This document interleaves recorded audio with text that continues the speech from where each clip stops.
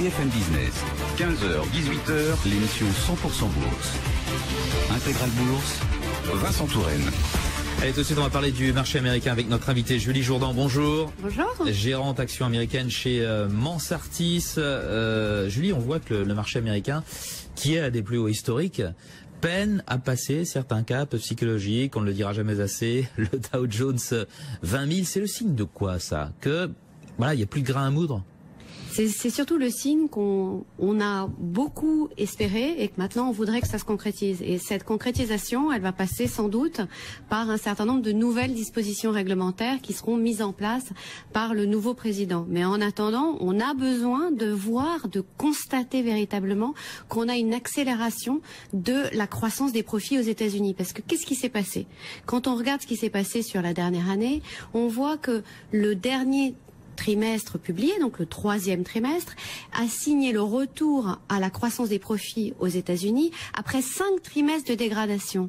Donc c'est vrai que on a eu un vent d'optimisme qui est reparti au troisième trimestre, qui devrait s'accélérer au quatrième et qui devrait à nouveau s'accélérer en 2017 parce que tout simplement on a deux choses qui viennent un petit peu ouvrir cette voie.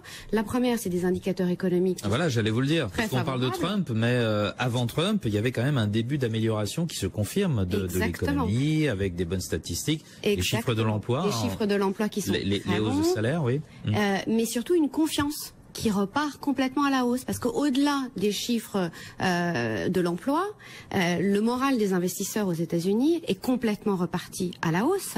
Le moral des consommateurs américains, qui sont quand même les 2/3 du PIB américain, a retrouvé ses plus hauts. Tout ça pourquoi? Parce que dans le programme de Trump, on a des dispositions fiscales qui font le bonheur des investisseurs et d'un certain nombre des consommateurs. Des annonces. Des annonces, exactement. Qui vont amplifier tout ça ou qui devraient théoriquement amplifier tout ça, puisqu'on le sait, ça a été mesuré par un certain nombre d'experts. 1% de baisse des impôts pour les entreprises, ça représente 1% de croissance des profits sur le S&P 500. Donc c'est assez facile à là, ça va être énorme, mesurer. La baisse d'impôts, si elle se fait. On va passer de 35% d'imposition à 15%. Alors, attention. C'est ce qu'il veut, en tout cas. Voilà, le taux maximum américain d'impôt sur les sociétés de 35%. Donc, des sociétés comme Walmart, typiquement, le payent. En revanche, les grandes multinationales payent un taux largement inférieur. Donc, en moyenne, les entreprises américaines payent autour de 22 à 25% de taux. Donc c'est par rapport aux 22-25 qu'il faut voir. Voilà, donc il faut quand même revenir. Voilà. Mais c'est vrai que c'est colossal, que c'est une manne extraordinaire pour les entreprises américaines si ça se concrétise, que son programme de réduction fiscale pour les consommateurs également pourrait fournir un boost. Donc c'est vrai que tous ces éléments-là sont regardés et on attend maintenant, après y avoir rêvé, on va dire, le stade des 20 000 points pourra être enfoncé que si on en voit la réalité. Et ça, on ne le saura qu'après son investiture et il y a un petit peu de temps. Donc c'est pour ça qu'on hésite, on est très hésitant sur ces 20 000 points. Et pourquoi est-ce qu'on ne veut toujours pas voir les risques liés à Trump? Risque de guerre commerciale, c'est peut-être beaucoup dire, parce que les Chinois, les Américains ont besoin les uns des autres. Ils peuvent pas se confronter comme ça, mais tout ce qui est lié, par exemple, à cette résurgence du protectionnisme, le fait que Trump veut relever drastiquement les droits de douane, interdire aux entreprises américaines d'aller construire des usines de l'autre côté de la frontière au Mexique. Tout ça, ça va finir par avoir des conséquences négatives. Et pourtant, le marché ne s'en inquiète pas. Pour le moment. On dit le fait que Ford finalement construise son usine aux États-Unis plutôt qu'au Mexique va créer des emplois. Mais au final, cette politique, elle en crée, en façade, mais elle en détruit peut-être davantage, non? Alors ça sera à voir encore une fois dans ce deuxième stade qui est la réalité de ce qui va se passer sur l'économie américaine. Et quand est-ce qu'on va le voir ça? Enfin, quand est-ce que les marchés vont se dire faut tenir compte de ça? Je pense qu'on va avoir un peu plus de volatilité. En tout cas, c'est notre sentiment dans les prochaines semaines, puisqu'il va falloir justement avoir la concrétisation d'un certain nombre des actions du programme de Trump. Après, aujourd'hui, ce qu'on voit, c'est que les messages envoyés par Trump aux industries, et notamment à l'industrie automobile, puisque vous y faites référence, sont des messages extrêmement forts. Il faut se souvenir que l'industrie automobile, ça représente à elle seule, c'est 1,5 million d'emplois aux États-Unis. En direct et en indirect, c'est plus de 7 millions d'emplois aux États-Unis. Donc c'est une industrie qui est une des très grosses industries, un grand bassin d'emploi. Donc aujourd'hui, c'est pas pour rien que Trump s'attaque, entre guillemets, ou épingle plutôt cette industrie, en disant, regardez, aujourd'hui, 50% des composants des voitures qui sont vendues sur le territoire américain sont réalisés à l'étranger.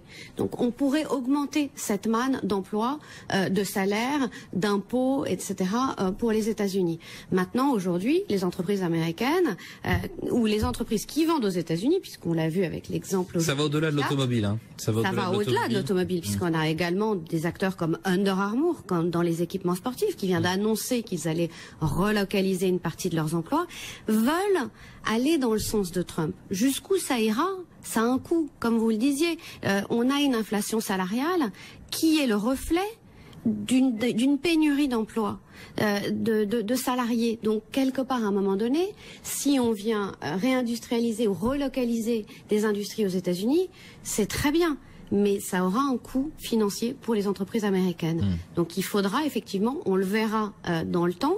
Après, est-ce que ça sera compensé par les baisses d'impôts qui sont mises en place? C'est possible, à voir. Tout ça, c'est plus dur de vendre à l'export aussi, hein, ce qui est fabriqué aux États-Unis avec un dollar fort. Ça va être plus dur à vendre à l'export, et ce qui sera rapatrié de ce qui sera vendu à l'export se réduira comme peau de chagrin. Quelques valeurs qui méritent commentaire, à commencer par Celgene dans la biotech. Pourquoi Celgene? Alors Celgene, donc c'est effectivement c'est un laboratoire biotech, donc il ne vous aura pas échappé que l'année dernière aura été une année extrêmement difficile pour le secteur de la santé. On se souvient des scandales sur le prix de l'épipène, on se souvient des tweets d'Hillary Clinton. Ah, c'était Hillary Clinton qui faisait chuter les cours là. Exactement. Puis des tweets de Trump qui dit que les médicaments sont trop chers, et c'est lui vrai aussi trouve que c'est trop cher, pour que le secteur de la santé ait été sous pression. Néanmoins, il y a des réalités de l'autre côté qui sont que on a de la recherche, on a de l'innovation, on a un vieillissement démographique, on a malheureusement des gens qui sont malades et qui ont besoin d'être guéris, et qu'aujourd'hui Celgene, c'est un laboratoire biotech qui offre un certain nombre de médicaments qui sont extrêmement prometteurs pour certains ou déjà utilisés pour d'autres. On a un pipeline qui est considérable avec 19 traitements potentiels en phase 3, notamment dans le traitement contre le lymphome, enfin contre un certain nombre de maladies.